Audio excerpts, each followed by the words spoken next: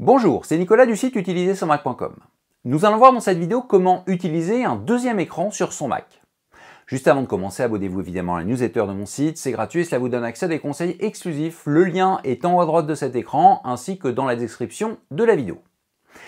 Mais donc, comment utiliser un deuxième écran sur son Mac? Alors, je ne vais pas parler de la connexion matérielle. Vous regarderez ce que votre Mac possède, une prise HDMI ou seulement du Thunderbolt, et donc vous verrez si vous devez acheter un adaptateur pour connecter un écran. Ce qui va m'intéresser ici, c'est plutôt l'aspect logiciel. Il y a effectivement plusieurs façons d'utiliser un deuxième écran. Pour cette vidéo, je vais utiliser mon MacBook Pro 14 pouces et je vais lui adjoindre un banal écran 22 pouces. Quelle que soit la marque, quelle que soit la taille, quelle que soit la résolution de cet écran externe, cela ne changera rien dans les manipulations. Donc mon écran externe est branché. Mais pour l'instant, vous ne voyez que mon écran interne, celui de mon MacBook Pro. Pour toutes les manipulations qui vont suivre, il va falloir aller dans le menu Pomme, puis dans les réglages système. Dedans, direction Moniteur. Bon, comme vous voyez, mon écran, mon deuxième écran, est détecté par le Mac. Par défaut, celui-ci est configuré par le Mac en mode étendu. Alors, ça veut dire quoi? Eh bien, qu'il n'y a pas la même information sur les deux écrans. L'écran de mon portable est le principal, le deuxième est en étendu. Et ils sont organisés d'une certaine façon que je peux modifier. Donc je vais pouvoir placer l'écran étendu où je le souhaite par rapport au principal. Vous l'aurez compris, si votre deuxième écran est à droite du premier sur votre bureau, vous allez le placer à droite, c'est plus logique. Ou si, comme chez moi, le portable est devant l'écran externe qui est un peu surélevé, eh bien vous allez le placer au-dessus. Donc au final, cela veut dire qu'en mode étendu, j'ai bien deux écrans qui affichent des infos différentes, mais qui communiquent entre eux. Si je souhaite glisser ce logiciel sur le deuxième écran, je vais l'envoyer vers le haut par un simple glisser-déposer puisque j'ai réglé le deuxième écran au-dessus. Donc chez vous, cela dépendra de votre réglage d'organisation. Conclusion, c'est très simple de s'en servir. Mais il y a deux points que je souhaiterais préciser dans cette configuration. Le premier, c'est que si vous avez un Mac portable ou un iMac, l'écran principal n'a pas l'obligation d'être l'écran intégré. Vous choisissez.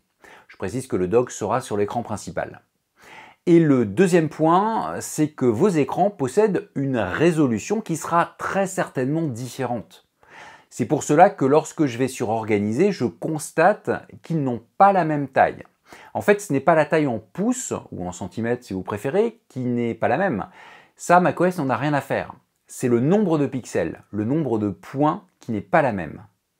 Mon écran externe est en Full HD, donc en 1920 sur 1080 pixels.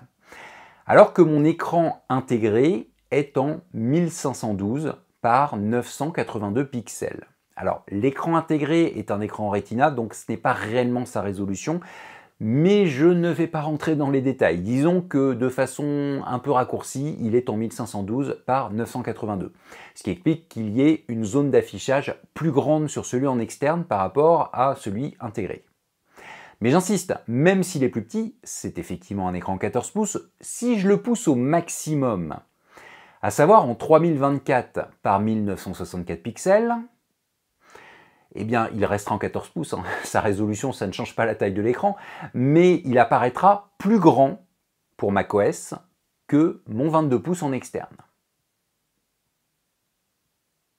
Bon, dans tous les cas, je recommande de rester sur le réglage par défaut sur votre écran Apple. Et pour le ou les écrans non Apple, souvent la résolution native, donc la plus confortable à l'œil, c'est la plus grande. Donc gardez bien cette histoire de résolution en tête. D'ailleurs, la résolution va être très importante si vous souhaitez ne pas utiliser le mode étendu, mais la recopie vidéo. Si vous l'activez, il y aura exactement les mêmes informations sur vos différents écrans. Et comme vous le voyez ici, j'ai des bandes noires sur mon Mac portable, en haut et en bas. C'est normal, les Mac portables sont tous grosso modo en 16/10. Je dis grosso modo car avec l'encoche, ça change un peu, alors que mon écran externe est en 16/9. Donc, comme il y a le même affichage dans le cas de la recopie vidéo, il y a obligatoirement la même résolution. Donc si mon portable affiche en 16/9, cela veut dire qu'il n'occupe pas toute la place sur l'écran. Mais vous pouvez modifier cela. Par défaut, la recopie vidéo s'optimise sur mon deuxième écran, mais je peux la forcer sur mon écran interne. Mais si vous le faites, il y aura toujours des bandes noires. C'est juste que cette fois-ci, comme c'est sur l'écran en 16/9 que l'on force l'affichage en 16/10, les bandes noires seront sur les côtés du deuxième écran. Bref, quoi qu'il en soit, à partir du moment où vos écrans n'ont pas le même ratio, le mode recopie vidéo apportera des bandes noires sur l'un des deux. Et surtout, si vous n'avez pas deux écrans qui auraient la même résolution native, eh bien, sur l'un des deux écrans, le résultat, je parle en termes de qualité d'affichage, sera moyen. C'est pour cela qu'il vaut mieux utiliser le mode étendu, sauf si la recopie a un intérêt réel pour votre utilisation. Mais si vous utilisez l'affichage étendu, il y a encore un point que j'aimerais vous montrer. Bon, je suis retourné sur mon écran intégré et l'écran externe est ici. Il est bien en affichage étendu. Et bien dans ce cas-là, si votre écran externe peut être pivoté, et à part Apple, quasiment tous les constructeurs le proposent, vous allez pouvoir lui imposer une rotation. Et voilà ce que cela peut donner. Bon, évidemment, pour réaliser cela, il faut qu'il y ait un intérêt. Par exemple, le traitement d'un document en portrait. Et évidemment, que l'écran externe soit pivoté ou pas, pensez à l'organiser de la meilleure façon possible. Bon, dans cette vidéo, je n'ai parlé que d'un deuxième écran branché à votre Mac. Évidemment, il y a d'autres solutions pour connecter, donc là j'entends plutôt en sans fil, un autre écran à votre Mac. Mais ce n'est pas le sujet de cette vidéo, j'en parlerai plus tard dans l'année. Disons que de façon générale, pour utiliser de façon fiable et régulière un second écran, je préfère passer par une bonne vieille connexion filaire et donc par un écran qui est fait pour ça. D'ailleurs, qui parmi vous a déjà utilisé un deuxième écran sur son Mac? Et surtout, pour quelles raisons vous trouvez cela pratique? Dites-le moi dans les commentaires. Cette boîte à outils est finie. Pour clore cette vidéo, comme à chaque fois, vous la partagez, vous mettez un petit pouce vers le haut et vous vous abonnez à ma chaîne YouTube ainsi qu'à la newsletter de mon site. Je vous donne rendez-vous pour une prochaine vidéo. À très bientôt.